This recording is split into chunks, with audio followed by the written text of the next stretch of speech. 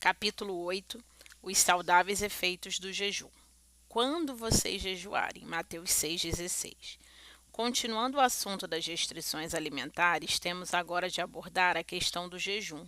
O que é exatamente o jejum? Cito a definição extraída de meu livro, A Cultura do Jejum.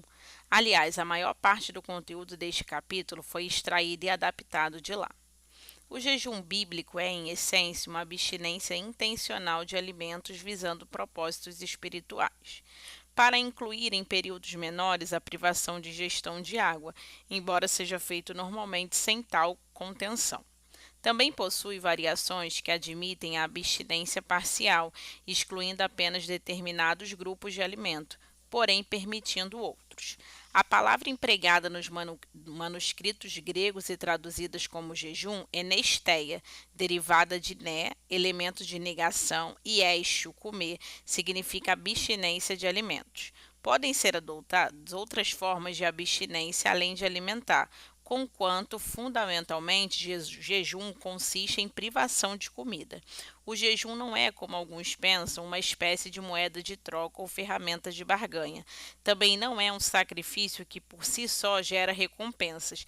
Isso tudo seria uma contradição à graça revelada em Cristo que se acessa mediante a fé. Embora Jesus tenha garantido que haveria recompensa e o seu Pai que vem em secreto lhe dará a recompensa, o jejum não é em si mesmo o fator responsável pelo resultado. Apesar de ser indubitavelmente um excelente auxílio para o exercício da fé, que sim conduz a resultado. O jejum é, antes de mais nada, uma ferramenta utilizada na busca a Deus que contribui ao processo de rendição. Ele potencializa a mortificação da carne e seus apetites, de modo a levar-nos a aspirar desimpedidamente pelas coisas celestes. Outras bênçãos decorrentes de seu uso adequado são mera consequências. Eles constituem efeito colateral e não propósito. Para nós cristãos, o propósito dessa abstinência alimentar autoimposta é, sobretudo, de ordem espiritual.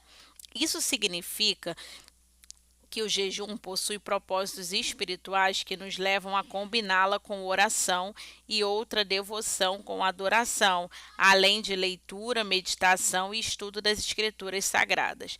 Não quer dizer, no entanto, que a lista de benefícios do jejum não inclua o aspecto físico e que o jejum não possa ser feito visando também o impacto saudável que exerce sobre o cuidado do corpo. Ainda que esse aspecto seja visto como um mero efeito colateral, o impacto saudável na vida de quem o pratica de modo recorrente torna-se inquestionável. O jejum é seguramente a parte das disciplinas espirituais esperadas dos cristãos. Ainda que alguns tentem se equivocar dessa prática usando desculpas teológicas mal formuladas que alegam que esse tipo de abstinência não seja para nossos dias, ao passo que outros insinuam que, embora possam jejuar, não significa que tenhamos de fazê-lo. O que a Bíblia diz acerca do jejum? Meu propósito aqui não é esgotar o tema, ato que me propus já mencionado livro acerca do assunto, mas precisando de algumas considerações básicas. As Escrituras ordenam que jejuemos, apesar de evidentemente não haver um imperativo, uma ordem, uma ordenança explícita sobre jejuar, o Novo Testamento está repleto de menções ao jejum e indicativos claros de que ele seria parte do nosso estilo de vida e também, de igual modo, instruir-nos sobre o modo correto para praticá-lo. Ao considerar o ensino de Jesus, não há como negar que o Mestre contava que jejuássemos. Quando vocês jejuarem, não fiquem com uma aparência triste como os hipócritas, porque desfiguram o rosto a fim de parecer aos outros que estão jejuando. Em verdade lhe digo que eles já receberam a sua recompensa. Mas vocês, quando jejuar, unja a cabeça e lave o rosto, a fim de não parecer aos outros que você está jejuando, e sim ao seu Pai em secreto, e o seu Pai que vê em secreto lhe dará recompensa. Embora aparentemente Jesus não estivesse ordenando jejuar, ao menos não no sentido de um imperativo, suas palavras revelam que no mínimo ele esperava de seus discípulos a prática do jejum. Cristo não disse se jejuarem, mas colocou ênfase à instrução sobre o jejum, quando o fizéssemos, e além de instruir sobre a motivação correta de jejuar, ainda destacou que tal prática produz resultados. Como deduzir outra coisa diferente do que nosso Senhor manifestou clara expectativa de que seus seguidores jejuassem? Convém observar um momento em que questionaram a Cristo o fato de seus discípulos não jejuarem. Naquele tempo era costume dos fariseus jejuar 2 dias por semana, às segundas e quintas.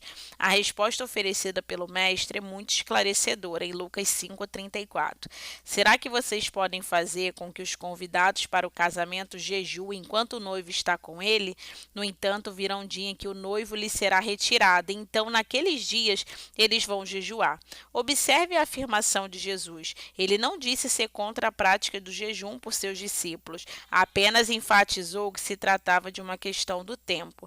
Depois que fosse tirado do convívio direto com os discípulos, voltando ao céu, então eles haveriam de jejuar.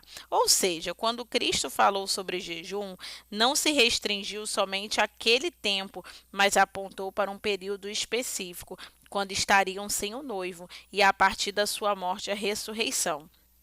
A declaração do mestre, portanto, derruba por terra o argumento de que o jejum foi uma determinação exclusiva e restrita aos judeus da antiga aliança. Como negar diante de tamanha clarificação bíblica que o jejum seria algo do nosso Senhor espera todos os remidos?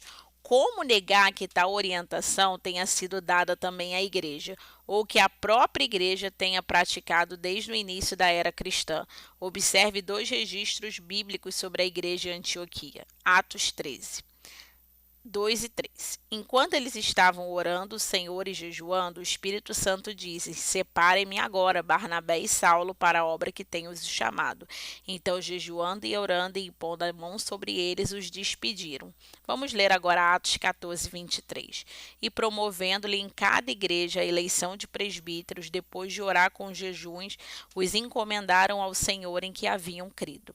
Assim como em Antioquia, uma igreja composta majoritariamente de gentios, encontramos novamente a prática da oração com jejum em outras igrejas estabelecidas entre os gentios. Isso aponta para a cultura do jejum se estabelecendo além do ambiente judaico e não se limitando, portanto, à antiga aliança. Se alguém não quiser viver uma vida marcada pelo hábito de jejuar, é sua escolha, assim como também serão as suas consequências da negligência dessa disciplina. Entretanto, ninguém possui o direito de contrariar as Escrituras, afirmando que o jejum não é importante ou mesmo necessário. O que a palavra de Deus não define é a duração, tipo ou periodicidade com que deve jejuar. Isso significa que cada um decide como, quando e até quando, e de quanto em quanto tempo fará aquilo que tem que fazer. A liberdade sobre a maneira de praticar o jejum. O jejum, no entanto, não pode ser tratado como opcional. É saudável ao corpo? Enquanto alguns são absolutamente contrários ao jejum na discussão de ser ou não uma prática saudável, outros defendem amplamente. Certa ocasião, o Dr. Audrey Marshall, um médico amigo cristão que vem me acompanhando de perto vários jejuns prolongados desde 2018, confidenciou-me: a verdade é que na medicina há muita discussão teórica e pouco laboratório prático. Não temos muitos estudos de caso, porque o jejum, especialmente o prolongado, tornou-se uma prática pouco comum. Nos jejuns em que ele me ofereceu acompanhamento médico e que tem ocorrido em todos os meus jejuns prolongados, pedi uma bateria de exames antes e outra depois. Recentemente adicionamos algumas no meio do período. O propósito, além de monitorar o meu estado de saúde, era entender um pouco melhor os efeitos do jejum no corpo, quanto à perspectiva fisiológica. Sempre houve melhoras significativas em meu estado de saúde, não o contrário. Decidi nos últimos anos estudar tudo o que pudesse sobre a fisiologia do jejum e também me dispor a ser uma espécie de cobaia nos estudos e experimentos. E afirmo, estou mais do que convencido, munido de inúmeras pesquisas científicas e com o apoio da experiência prática documentada por meio de diversos exames médicos, que o jejum é uma ferramenta poderosa para aqueles que desejam e querem cuidar do corpo. O jejum é uma prática antiga, milenar, vem sendo testada há muito tempo. Os que a atacam normalmente não compõem o grupo dos que costumam jejuar, nem parecem apresentar estudo de caso consistente. Comumente oferecem especulações teóricas e, não raro, preconceituosas. O Dr. Jenson Fung, nefrologista reconhecido como um dos maiores especialistas mundial na prática de jejum para a perda de peso e reversão de diabetes tipo 2, autor do livro Código da Obesidade, é um defensor do jejum e reconhece como um antigo remédio. Vamos ler uma citação.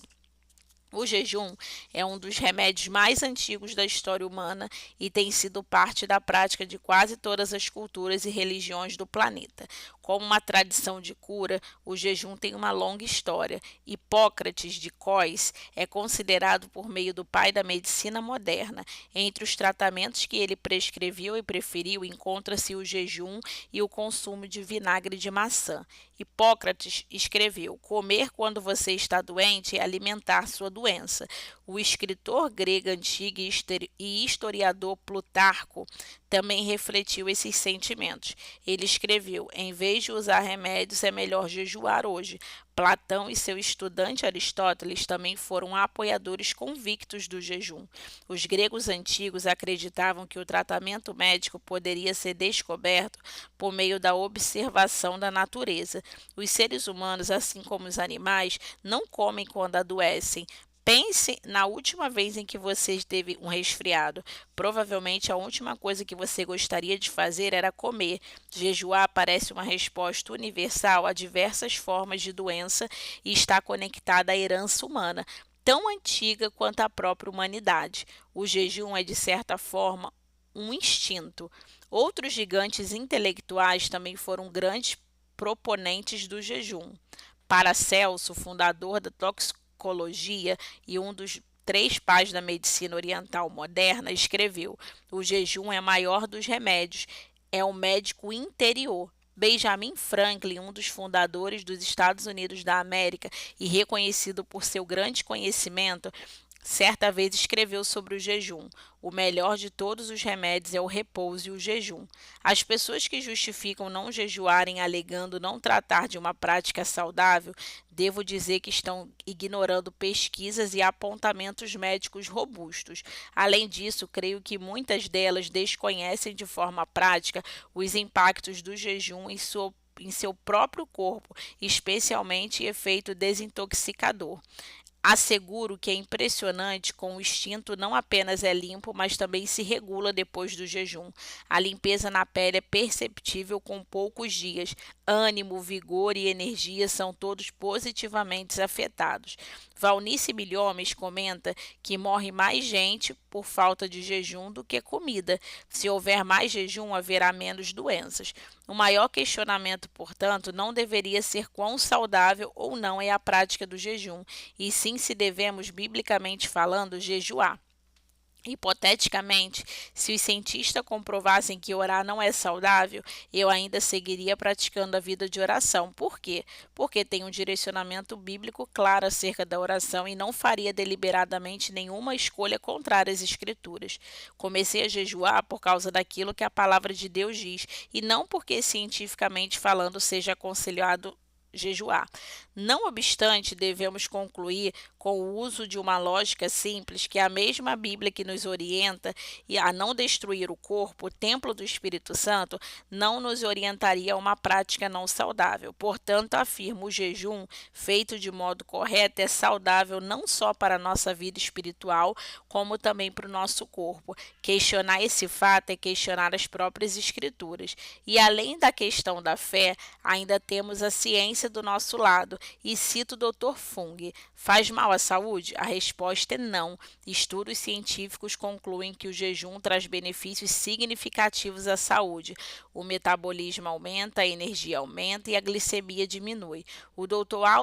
Aldrin Marshall, em Apêndice Médico-Científico para o meu livro A Cultura do Jejum, ele comenta: o aspecto espiritual do jejum não pode ser separado do médico científico e por isso faz-se necessário entender quais mecanismos bioquímicos estão por trás do ato de jejuar e quais os benefícios advindos dessa prática milenar que transcende culturas e religiões.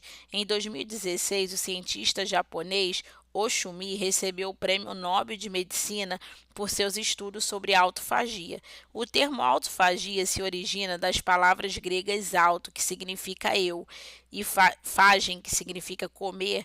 Assim, autofagia significa autocomer. Essencialmente, é o mecanismo do corpo que se ocupa de livrar-se de todas as máquinas celulares antigas defeituosas, quando não há mais energia suficiente para sustentá-las. É um processo regulamentado e ordenado para degradar e reciclar componentes celulares. A autofagia foi descrita pela primeira vez em 1962, quando os pesquisadores notaram um aumento no número de lissomos em células hepáticas de ratos após a infusão de glucagon. O cientista também ganhador do Prêmio Nobel, Christian de Duve, foi quem cunhou o termo autofagia sobre o processo em suma. Partes subcelulares danificadas e proteínas não usadas tornam-se marcadas para destruição e em seguida são enviadas ao lissossomos para que terminem o trabalho de destruí-las. Diante do conhecimento adquirido sobre processos celulares fundamentais e o equilíbrio das células, vários artigos começam a ser publicados sobre a possível relação entre a prática do jejum e a otimização do processo de autofagia, a seus efeitos sobre a longevidade saudável e a prevenção de doença. No contexto médico, podemos classificar o jejum em 3 categorias. Uma, restrição calórica. Uma pessoa que precisa de 2.500 calorias diárias e consome 1.500 está no que pode ser chamado um processo de jejum. 2. Jejum fisiológico. É aquele em que se passa pelo menos 12 horas sem consumir nada, nenhuma caloria, podendo ingerir água, café, chá ou chimarrão. 3. Jejum metabólico, é o jejum no qual, nesse período mínimo de 12 horas, não se promove o aumento de insulina, o hormônio relacionado ao metabolismo da glicose. Pode-se até comer, mas somente alimentos que não ativam a insulina. Ela não é ativada, por exemplo, quando se consome gorduras. Uma das estratégias utilizada é o café com óleo de coco e manteiga, no qual o jejum fisiológico é quebrado, mas não o metabólico. Esse controle é importante porque a insulina elevada cria um terreno para inflamação. As descobertas das pesquisas apontam cada vez mais na mesma direção. Por isso, entendo ser importante compreender o que o jejum faz em nosso corpo, para além de seus evidentes resultados espirituais. Passemos a um resumo do aspecto fisiológico do jejum. A fisiologia do jejum, então. Muitos crentes têm receio de jejum, e digo isso por experiência própria. Em minhas primeiras experiências com o jejum, mesmo de um dia só, eu imaginava que poderia morrer de fome, e não se trata de mera força de expressão. Com o tempo e a prática, os temores desapareceram. Constatei não apenas que não há ameaças ao corpo, salvo exceções que indicarei adiante, como pelo contrário, há benefícios provenientes da desintoxicação promovida pela abstinência alimentar. Confesso, avaliando as coisas pelo entendimento que tenho hoje, que gostaria de ter tido acesso às informações fisiológicas desde o início de minha prática de jejuar. É necessário remover os medos provenientes da desinformação. Desse modo, quero incentivar a perseverança na prática de jejuar, porque assim cada jejuador poderá provar e comprovar seus efeitos. Um passo para desmistificar o jejum é compreender que não se trata de algo sobrenatural. Embora possamos obter do Senhor o que domínio de uma graça para jejuar, via de regra o jejum é algo natural, ou seja, humanamente possível. A fase inicial costuma gerar um certo mal-estar. Em caso de jejum prolongado, pode levar 3 dias para que os sintomas de desintoxicação desapareçam. Tudo dependerá de quão saudável é a alimentação que cada um e se houve ou não preparo para esse tipo de jejum. Já ouvi desculpas das mais absurdas para não jejuar, mas uma merece destaque. É que eu fico com fome, disse alguém. Eu respondi rindo. A ideia é justamente essa. Sim, há um medo da fome, porém, mais do que isso, as pessoas receiam não apenas a fome em si, mas o que ela pode fazer ao corpo. Por isso, é fundamental trazer à tona o aspecto fisiológico do jejum para que tal engano seja desfeito e o medo se dissipe. Para melhor esclarecer o ponto, citarei outra explicação do médico Jason Fung, extraída do livro Código da Obesidade. O Dr. Fung possui larga experiência e também um belo laboratório de análise no tratamento de obesos e diabetes do tipo 2, tendo como uma de suas principais ferramentas o jejum. Observe o que ele diz sobre o efeito do jejum no corpo humano. A glicose e a gordura são as principais fontes de energia do corpo. Quando a glicose não está disponível, o corpo se ajusta para usar a gordura sem qualquer prejuízo à saúde. A transição do estado alimentado para o estado de jejum ocorre em várias etapas. Alimentação. Durante as refeições, os níveis de insulina aumentam, e isso permite a absorção de glicose por tecido, como o músculo ou cérebro, para um uso direto com energia. O excesso de glicose é armazenado como glicogênio no fígado. A fase pós-absorção, de 6 a 24 horas após o início de jejum. Os níveis de insulina começam a cair. A quebra do glicogênio libera glicose para a energia. Os depósitos de glicogênio duram aproximadamente 24 horas. Glicogênese, de 24 a 2 dias. O fígado fabrica nova glicose a partir de aminoácidos e glicerol. Em pessoas não diabéticas, o nível de glicose cai, mas permanecem dentro da faixa normal. Cetose, 1 a 3 dias após o início do jejum. A forma de armazenamento de gordura, o triglicerídeos, é decomposta na espinha dorsal da glicose de 3 cadeias de ácido graxo. A glicose é usada para a glicogênese. Ácidos graxos podem ser usados diretamente para a produção de energia por muitos tecidos no corpo, mas não pelos cérebros. Corpos cetônicos capazes de cruzar a barreira são produzidos a partir de ácidos graxos para ser usado pelos cérebros. As cetonas podem fornecer até 75% da energia usada para os cérebros. Os dois principais tipos de cetonas produzidas são o beta e o acetoacetato, que podem aumentar mais de 70 vezes durante o jejum. E a fase da conservação de proteína, após 5 dias. Altos níveis de hormônio do crescimento mantêm a massa muscular e os tecidos magros. A energia para manutenção do metabolismo basal é quase totalmente obtida pelo uso de ácidos graxos livres e cetonas. Os níveis elevados de adrenalina evitam a diminuição da taxa metabólica. O corpo humano é bem adaptado para lidar com a ausência da comida.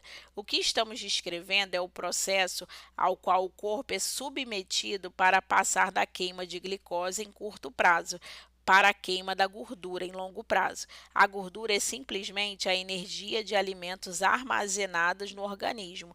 Em tempos de escassez de comida, o alimento armazenado, a gordura, é naturalmente liberado para preencher esse vácuo.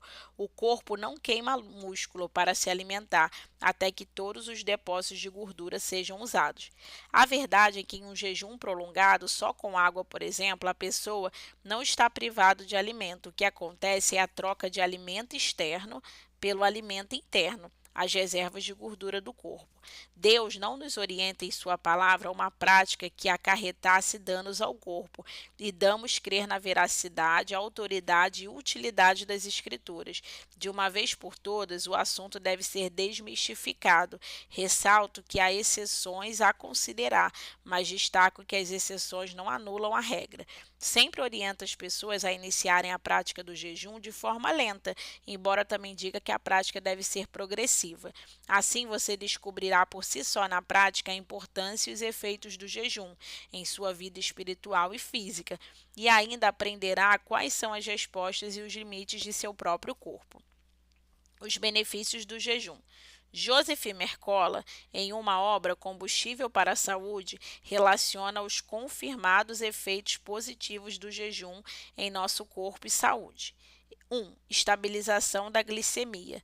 Ao não absorver calorias, os níveis de glicemia caem para os níveis normais de jejum, bem abaixo de 100. Eles também estabilizam quando o fígado começa a produzir glicose pelo processo de glicogênese, pelo menos em não diabéticos. 2. Reduções de níveis de insulina e melhora a resistência insulínica. Com a queda de glicemia, seu corpo não precisa liberar tanta insulina para transportar a glicose da corrente sanguínea para as células. Então, os níveis de insulina também caem e seu corpo se cura também da resistência insulínica. Descanso para o intestino e sistema imunológico. Com o jejum, o trato digestivo descansa e regenera sua mucosa. Além disso, o sistema imunológico não fica sob o estresse contínuo de se dedicar a um fluxo constante alimentares, deixando livre para participar da regeneração dos órgãos. Além disso, jejuns breves provocarão a ativação das células troncos para produzir novos glóbulos brancos, aumentando assim a imunidade. 4. Produção de cetonas. Como as cetonas fornecem uma fonte alternativa de energia, elas também preservam a massa muscular e, claro, elas são uma alternativa necessária à glicose para o cérebro e o sistema nervoso central. 5. Aumento da taxa metabólica. Seus níveis de adrenalina se elevam para dar energia na ausência de alimento, significando que sua taxa metabólica geralmente aumenta. 6. Limpeza das células danificadas. O jejum provoca autofagia, uma rotina de limpeza natural usada para o seu corpo limpar resíduos celulares, incluindo toxinas, enquanto também recicla os componentes celulares danificados. A autofagia, ou comer a si mesmo, contribui com uma função importante, ajudando nas células troncos a reter a habilidade de manter e reparar os seus tecidos, refrear a inflamação, desacelerar o processo de envelhecimento, diminuir o crescimento do câncer e otimizar a função biológica. 7. Diminuição da fome. Ao contrário da crença popular, uma vez adaptada ao jejum, suas sensações subjetivas de fome diminuem. Por quê? Em grande parte porque o jejum baixa os níveis de insulina e leptina e melhora a sensibilidade aos receptores de insulina e leptina. Suas duas melhorias metabólicas ajudam a mobilizar a oxidação das reservas de gordura e outros grandes incentivos hormonais à obesidade e doenças crônicas. 8. Perda de excesso de gordura corporal. Nos meus 30 anos de clínica prática, eu percebi claramente que o jejum intermitente foi uma das formas mais eficazes e fáceis de se livrar do excesso de gordura corporal sem perder a massa magra. Quando você passa um longo período sem comer, você consome menos calorias gerais, significando que a composição corporal é naturalmente regulada pela proporção ideal. 9. Redução dos níveis de hormônio que provocam o câncer. Fazer intervalos regulares na ingestão alimentar não só reduz os níveis de insulina e leptina, mas também o fator de crescimento semelhantes à insulina, tipo IGF-1, um hormônio potente que age numa glândula para induzir efeitos metabólicos e endócrinos poderosos, incluindo o crescimento e a replicação celulares. Os níveis elevados de IGF-1 são associados com cânceres, incluindo de mama e de próstata. As células cancerígenas têm mais receptores para esse hormônio do que as normais, e a redução dos níveis de IGF-1 está associada a uma proliferação celular reduzida em muitos cânceres. O jejum também reduz os níveis de citocinas pós-inflamatórias. Pequenas proteínas também têm uma função na promoção do câncer. 10. Desaceleração do envelhecimento. Além de aumentar os níveis de hormônio do crescimento humano, o jejum diminui o acúmulo de radicais livres nas suas células, prevenindo assim o dano oxidativo a proteínas celulares, lipídios e DNA. O dano é muito associado ao envelhecimento e à maioria das doenças crônicas. O jejum também inibe a via de proteína, alvo da rapamicina de mamíferos. É uma via de sinalização celular antiga que controla a insulina, a liptina e o IGF-1. É o responsável pelo crescimento ou reparo, dependendo se for estimulada ou inibida. Inibir a mTOR é precisamente um objetivo, se a sua intenção for regular para cima a manutenção e o reparo, aumentar a longevidade e reduzir o seu risco de câncer. Isso significa que é uma boa ideia para quase todo mundo, exceto fisiculturistas e atletas competitivos. 11. Estimula a queima de gordura. Ao comer o dia todo, você nunca precisa recorrer às suas reservas de glicogênio, que é a glicose armazenada. Quando você passa pelo menos 18 horas sem se alimentar, se você ainda não estiver queimando a gordura como o principal combustível para o seu corpo, ou 13 horas se estiver as reservas de glicogênio no seu fígado se esgotam radicalmente. Nesse ponto, seu corpo é forçado a recorrer à sua reserva de gordura para ter energia, e aqui começa o estado da queima de gordura. 12. Proteção do funcionamento cerebral. O jejum também pode ter um impacto benéfico do seu funcionamento cerebral e pode até ser a chave para a prevenção da doença de Alzheimer e outros transtornos crônicos. E o Dr. Mercola ainda acrescenta: outro benefício desse jejum é que você conseguirá passar horas sem que a queda de energia, porque a gordura fornecerá uma fonte de combustível contínua, ao contrário da glicose, que provoca picos de glicose e insulinas, pontadas de fome frequentes e quedas de energia. Contraindicações. Há contraindicações ao jejum? O Dr. Mercola, estudioso e entusiasta do jejum em seus diferentes formatos, incluindo o intermitente, que inclui mais comumente intervalos diários de 12 a 18 horas sem comer, também apresenta algumas contraindicações do jejum que não podem ser ignorados. Elas servem tanto para a prática do intermitente como para jejuns maiores. Embora eu creia no jejum intermitente seja uma forma poderosa de melhorar a sua função fisiológica e até o seu nível mitocondrial, ele não serve para todos. Indivíduos que tomem medicação, especialmente os diabéticos, precisam de supervisão médica, caso contrário, há um risco de hipoglicemia. Caso você tenha problemas nas adrenais, doença renal crônica, vive com estresse crônico, fadiga adrenal ou tiver cortisol desregulado, deverá resolver essas questões antes de implementar o jejum intermitente. Além disso, não faça o jejum caso tenha uma doença chamada porfiria. Caso seu objetivo seja desenvolver músculos ou praticar esportes competitivos, como corrida de curta distância, que demandam glicose para as fibras musculares de contração rápida, o jejum intermitente pode não ser a melhor estratégia.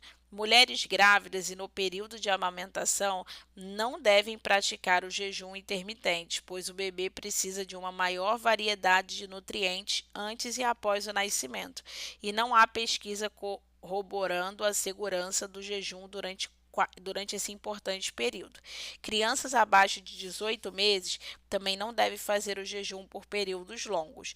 Pessoas de qualquer idade que estiverem preocupadas com a subnutrição ou estiverem abaixo do peso ou tiverem um distúrbio alimentar como anorexia nervosa devem evitar o jejum. Quando você implementar o jejum intermitente, observe qualquer sinais de hipoglicemia ou queda de glicemia que indicam tontura, tremedeira, confusão, desmaio, suor excessivo, visão embaraçada, fala arrastada, sensação de arritmia, sensação de pontadas ou formigamento na ponta dos dedos. Caso você suspeite de uma queda no açúcar, coma algo que não tenha impacto nos seus níveis de glicemia, como óleo de coco no café ou no chá. E agora, como jejuar? A grande liberdade pessoal para qualquer um que pratique o jejum como bem entender. A instrução bíblica se limita ao fato de que devemos praticá-lo, ou seja, ela é focada em que e não como ou quando. Muitos me perguntam sobre as regras do jejum. Paulo afirmou: o atleta não é coroado se não competir segundo as regras. Diferentemente do esporte, porém, o jejum não vem com um manual de regras. Gosto de brincar que a regra é que não há regras. O que temos nas escrituras sagradas são princípios e orientações que nos ajudam mais em relação ao porquê fazemos, motivação e propósito, do que como fazemos. Alguém pode jejuar um dia por semana, por mês ou qualquer outra periodicidade. Pode escolher o tipo de jejum e qual será a sua duração. Não há, portanto, regras pré-definidas. Cada um gerencia como melhor entender ou conforme a direção que receber do Espírito Santo. Vamos aos tipos de jejum. Os diferentes tipos de jejum que encontramos na Bíblia são: parcial. O jejum parcial é a abstinência de determinados tipos de alimento, porém não de todos. Admite a ingestão de líquidos e não só água, além de alimentos de que o jejuador não tenha se proposto privar-se.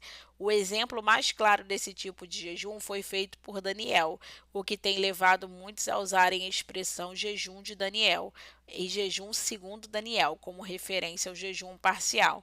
Naqueles dias eu, Daniel, fiquei de luto por 3 semanas, não comi nada que fosse saboroso, não provei carne nem vinho, e não me ungi com óleo algum, até que se passaram 3 semanas. Obviamente, Daniel não está fazendo uma dieta. Sim, às vezes percebo alguns banalizarem dessa forma o jejum do profeta. Jejuns são feitos com propósitos espirituais, inclusive os parciais. Um anjo de Deus falou com Daniel ao final daquele jejum e disse que o profeta dispôs o coração a compreender e a humilhar na presença de Deus. Uma clara aprovação do alto. Que Daniel tinha o hábito de jejuar fica atestado no capítulo anterior. Voltei o rosto ao Senhor Deus para o buscar em oração e súplicas, com jejum, vestido de pano de saco e sentado na cinza. Fato é que Daniel fazia jejuns, e ao que tudo indica, não apenas na modalidade parcial, apesar de ser um ícone dessa forma específica de jejuar. João Batista, por exemplo, alimentava-se de gafanhotos e mel silvestre. Outro jejum, normal. A palavra de Deus, ao falar de jejum de Jesus, revela que ele nada comeu naqueles dias a fim dos quais teve fome. Observe a expressão nada comeu e teve fome. Diferentemente dos relatos bíblicos de jejum absoluto, não há menção de que Cristo não bebeu, tampouco que ele teve sede. O terceiro, total ou absoluto. O jejum total ou absoluto, quando alguns preferem denominar, característica abstinência completa, ou seja, não se trata apenas de alimento, mas também de água. É um dos mais austeros tipos de jejum. No Antigo Testamento, houve um jejum total de 3 dias requisitado por Esther. Nós mesmos temos vendo o decreto do rei de Nínive. Já no Novo Testamento, constatamos que o jejum de Paulo em sua conversão também foi absoluto. Esteve 3 dias sem ver, durante os quais nada comeu nem bebeu. Ainda temos o exemplo de um profeta enviado por Deus a Betel. Assim me ordenou o Senhor Deus pela sua palavra, dizendo: não coma nem beba nada naquele lugar. Não costumamos encontrar, nem nos relatos bíblicos, nem entre os que praticam jejum total, períodos maiores do que 3 dias. O corpo humano, composto em grande parte de água, necessita dela para a sobrevivência. Por isso, uma desidratação intensa e prolongada pode gerar sérios danos físicos. Há, no entanto, exceção, tanto bíblica quanto históricas, que enquadram como jejum sobrenatural. Entre elas, o episódio de Moisés jejuando por 40 dias sem comer nem beber. Não se pode ignorar que ele o fez imerso na nuvem da glória de Deus e que esse jejum tem decididamente o rótulo de sobrenatural.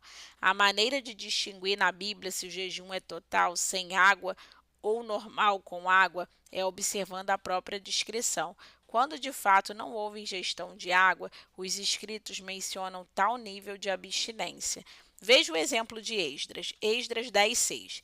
Esdras se retirou de onde estava, diante da casa do pai, e foi para a câmara de Joanã, filho de Eliasibe. Ao entrar ali, não comeu pão nem bebeu água, porque pranteava por causa da infidelidade dos que tinham voltado do exílio.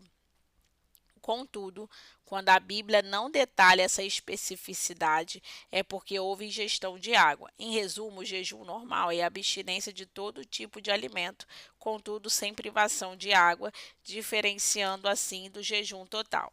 De todos os tipos de jejum, o parcial é o que possibilita a maior diversidade.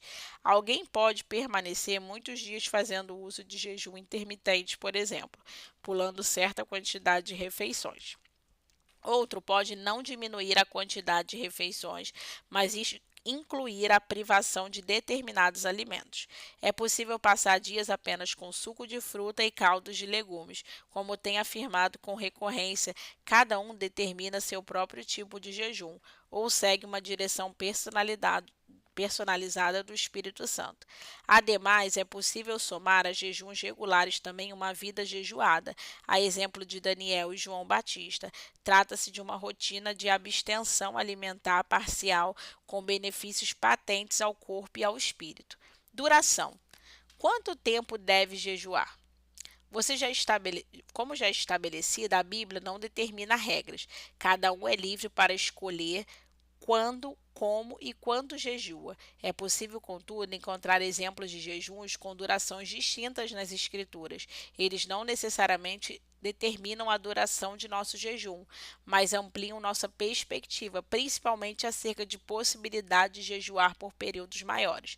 Os exemplos bíblicos acerca dos prazos de duração são: período de um dia. Josué se prostrou com o rosto em terra diante do Senhor depois da derrota em Ai. Até tarde, expressão de que indicava o fim do dia. Apesar de o texto não explicitar o jejum, sua prostração com o rosto em terra, sem nenhuma outra atividade, sugere que houve jejum. Outro exemplo diz respeito aos israelitas quando entraram em guerra civil com os benjamitas. Então todos os filhos de Israel, todo o povo foram a Betel, choraram e estiveram ali diante do Senhor e jejuaram aquele dia até tarde. Um terceiro exemplo é Davi lamentando a morte de Saul e Jonatas.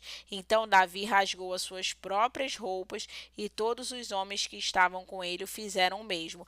Prantearam, choraram e jejuaram até a tarde por Saul, por Jonatas seu filho, pelo povo do Senhor e pela casa de Israel, porque tinham caído a espada.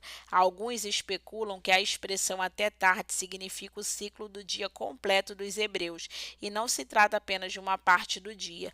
Entretanto, no caso de Josué, como no de Davi, o jejum foi decidido de improviso ao longo do dia, depois da notícia recebida. Isso implica um jejum inferior a 24 horas. Um dia, o jejum do dia da expiação, como já vimos, acontecia em um dia consagrado ao Senhor e era observado por 24 horas. 3 dias, tanto o jejum de Esté como o de Paulo tiveram essa duração.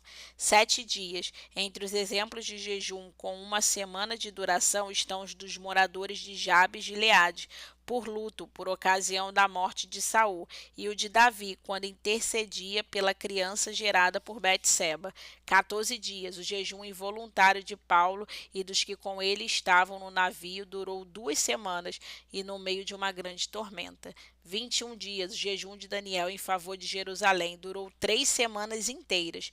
40 dias, exemplos de jejum por 40 dias, maior prazo encontrado na Bíblia, Moisés e de Jesus no deserto.